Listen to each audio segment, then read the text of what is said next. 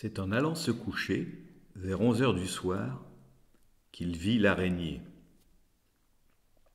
Il venait de se glisser dans son lit et commençait à sentir la douce chaleur de la couette qui l'envahissait comme un prélude au sommeil. Il tendit la main pour éteindre la lampe de chevet. Son regard effleura de manière fugace le plafond et il la remarqua alors.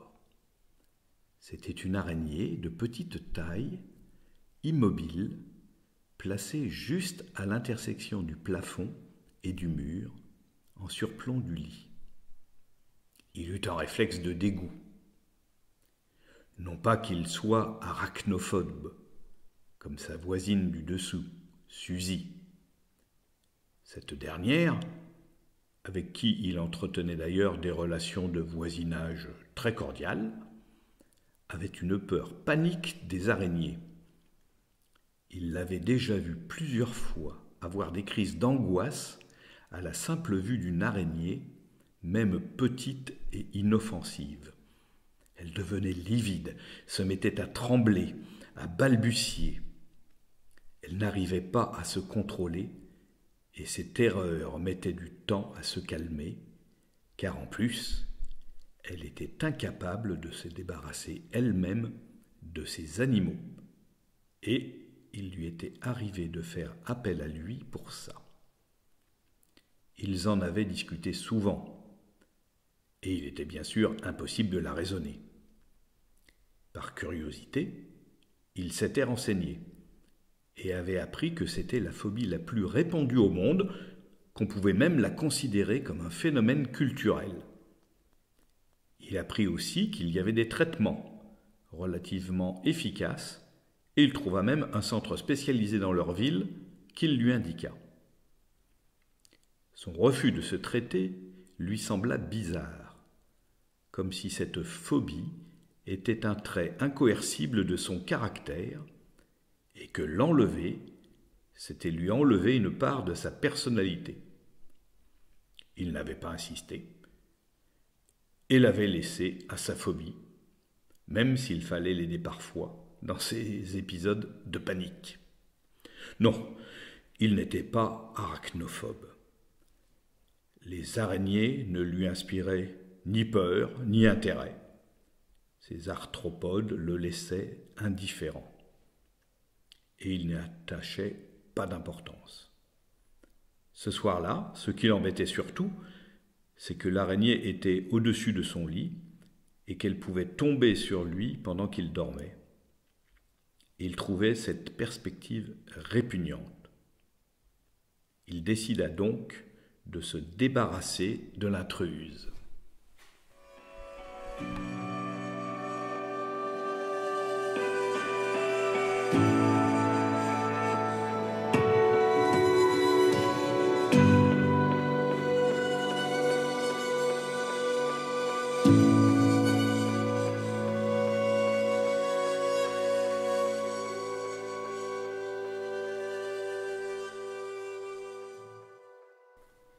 Il voulait faire ça proprement et se donna la règle de ne pas l'écraser sur le mur pour ne pas faire une tâche qu'il faudrait nettoyer par la suite. Et puis, dans cette configuration, ce n'était pas simple, car elle était au perché. Il alla chercher une serviette dans la salle de bain attenante. Il la ferait tomber par terre en l'accrochant avec la serviette et pourrait l'écraser sur le sol. C'était un petit peu délicat, car l'araignée était sur le plafond au milieu du lit. Il se mit debout sur le matelas, tendit la serviette entre ses deux mains et lâchant l'extrémité gauche d'un geste soudain, la projeta vers l'animal. Comme son assise n'était pas très stable sur le matelas, il faillit trébucher et son coup ne fut pas très précis. Il atteint cependant l'araignée qui fut emportée par la serviette, mais atterrit directement sur le lit au lieu de tomber par terre. Comme la couette était décorée de motifs et colorée, il eut un peu de mal à la distinguer.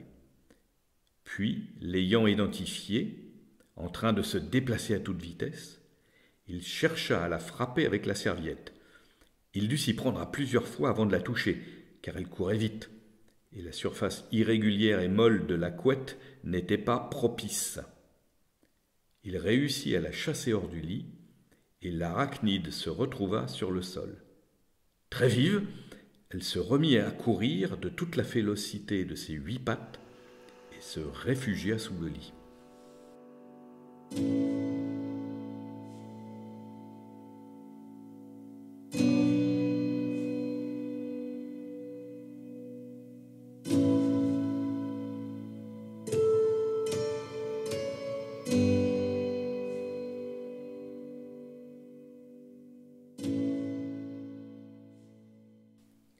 Il pesta, se pencha pour regarder sous le lit. L'araignée avait stoppé sa course et restait immobile, comme si elle pensait qu'elle était là à l'abri. Il eut un petit rictus. Il s'allongea à plat ventre et, tendant de nouveau sa serviette, il la projeta sous le lit en direction de l'animal. Il réussit à la faucher et cette dernière se remit à courir pour sortir de dessous du lit. Il se releva, fit le tour du lit et rechercha où elle avait bien pu s'enfuir. Il la retrouva, grimpée sur le mur, à quelques 20 centimètres du sol, figée. Son instinct ne devait pas lui permettre de comprendre qu'il y avait là un danger permanent, et sans doute se comportait-elle comme si le danger était passé. Elle ne semblait pas vouloir bouger de son emplacement.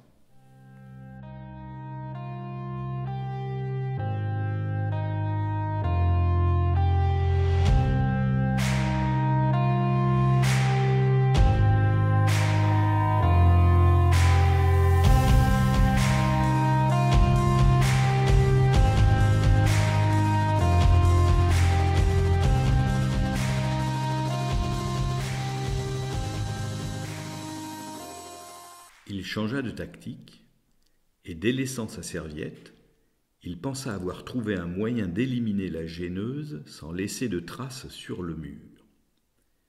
Comme elle restait immobile, il prit son temps.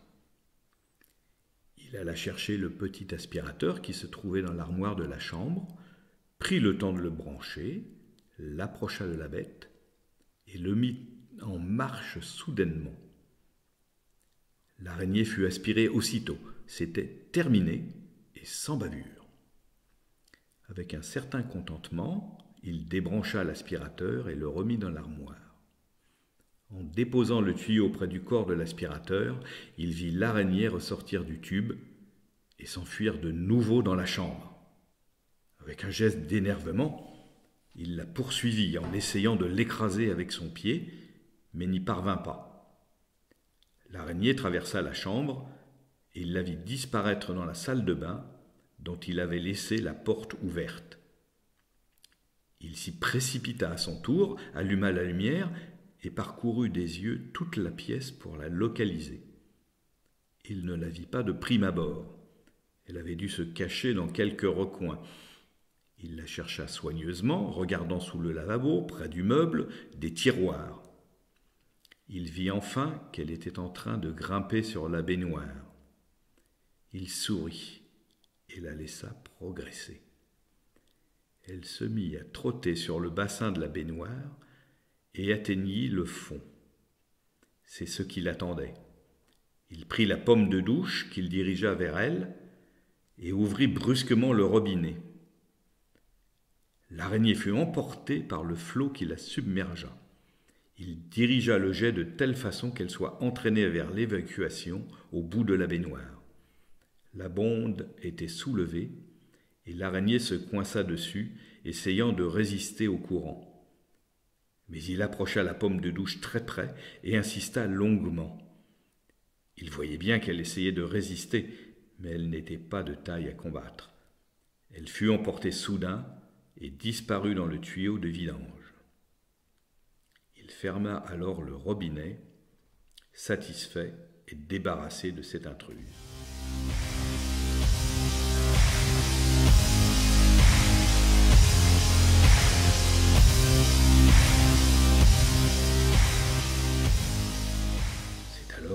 qu'il la vit ressortir du tuyau de vidange. Elle s'accrochait désespérément avec ses pattes sur le bord de la bonde et parvint à se rétablir. Elle vacillait, mais était toujours vivante. C'est d'une manière très hésitante qu'elle reprit sa marche sur le fond de la baignoire, marche qui ressemblait maintenant plus à une reptation, tant l'animal était épuisé et trempé. Il n'hésita pas. Il ouvrit en grand le robinet d'eau chaude et fit couler à grands flots une eau qui ne tarda pas à être fumante. C'était le coup de grâce. Il était impossible, même à un arachnide très résistant, de résister à de telles températures. L'araignée se recroquevilla et sans doute mourut sur le champ. Sa masse inerte fut emportée dans le flot surchauffé et disparut définitivement dans l'évacuation de la baignoire.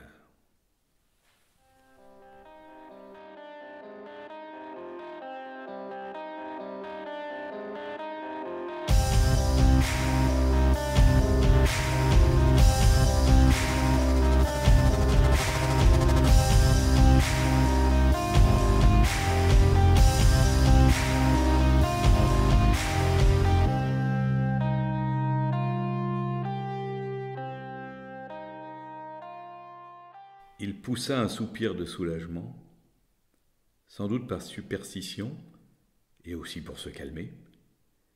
Il attendit longuement en surveillant le tuyau de vidange. Au bout de quelques minutes, il fut convaincu que l'araignée était bien morte et qu'il en était débarrassé irrémédiablement. Il obtura quand même le tuyau en fermant la bonde, comme pour conjurer un retour de la bête. L'épisode était terminé. Il rejoignit son lit, se glissa sous la couette. Il eut tout de même du mal à trouver le sommeil. Il lui fallut un long moment avant de fermer les yeux en toute quiétude.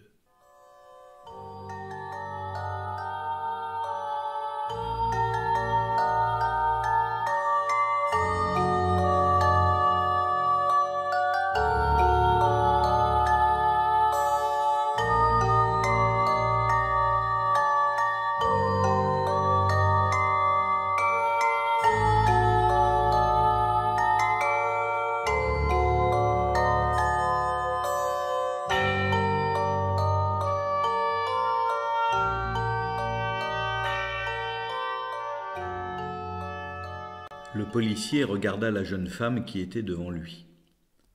Elle semblait désemparée. Son visage était marqué par les larmes abondantes qu'elle avait dû verser. Elle hoquetait encore un peu quand de nouveaux sanglots remontaient en elle. « C'est vous, Suzy ?» demanda-t-il d'une voix douce. La jeune femme acquiesça d'un hochement de tête. « C'est vous qui avez découvert le corps ?» Nouveau hochement de tête. « Que s'est-il passé ?» La jeune fille sembla reprendre un peu d'aplomb. « Je ne comprends pas. Cette nuit, il semblait s'être passé des choses bizarres. J'habite l'appartement qui est juste en dessous. Je connais bien mon voisin, nous avons de très bonnes relations. Hier soir, je me suis couché après 11 heures. J'avais entendu distinctement mon voisin éteindre la lumière pour dormir. Je connais bien le bruit caractéristique de l'interrupteur qui se propage à travers les murs. Vous savez, ces vieux appartements sont très mal isolés et on entend tout ce qui se passe au-dessus de votre tête. Puis je me suis endormi. Je dormais profondément. Il devait être 1 heure ou 2 du matin quand je fus réveillé par des bruits étouffés, étranges. On aurait dit comme des bruits de lutte. Il semblait y avoir 1 ou plusieurs personnes qui se déplaçaient. On entendait des bruits sourds de marche, désordonnés. Vous avez entendu des cris, des éclats de voix ? Non, non, pas du tout. En fait, j'étais à peine réveillé. Quoique... Oui ? Je me souviens vaguement. C'était comme des mugissements prolongés, mais très assourdis. Mais vraiment, c'était peut-être une illusion. Je n'ai pas porté plus d'attention que ça à ces bruits. Je me suis rendormi aussitôt. Et pourquoi êtes-vous allé chez lui ce matin ? Suzy eut un haut le cœur, et des larmes recommencèrent à couler lentement sur son visage. Je ne sais pas. Il m'arrive souvent d'aller le voir, pour discuter avec lui, pour lui dire un petit mot, prendre un café. Nous avons de bonnes relations. J'ai eu l'intuition que je devais lui parler, mais je n'ai fait aucun lien avec ce que j'avais entendu.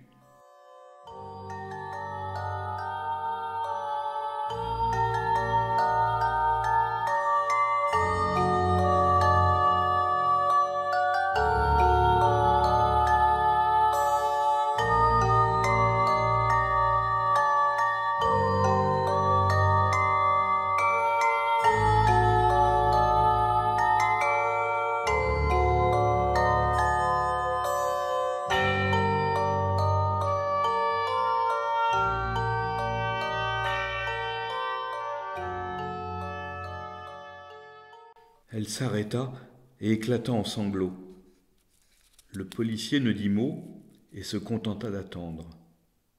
Elle reprit en bredouillant. « J'ai sonné.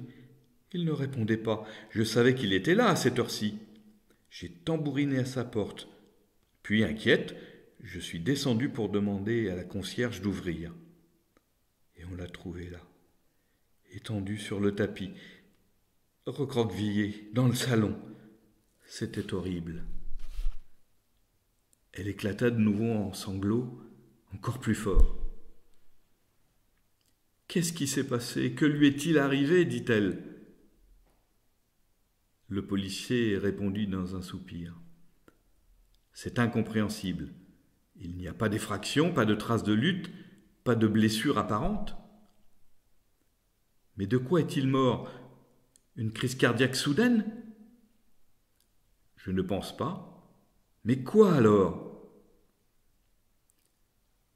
Vous avez vu son visage ? Vous avez vu l'expression de son visage, cette expression effrayante ? Suzy frissonna de tous ses membres à cette évocation. Le policier, impitoyable, continua. On dirait qu'il est mort de peur.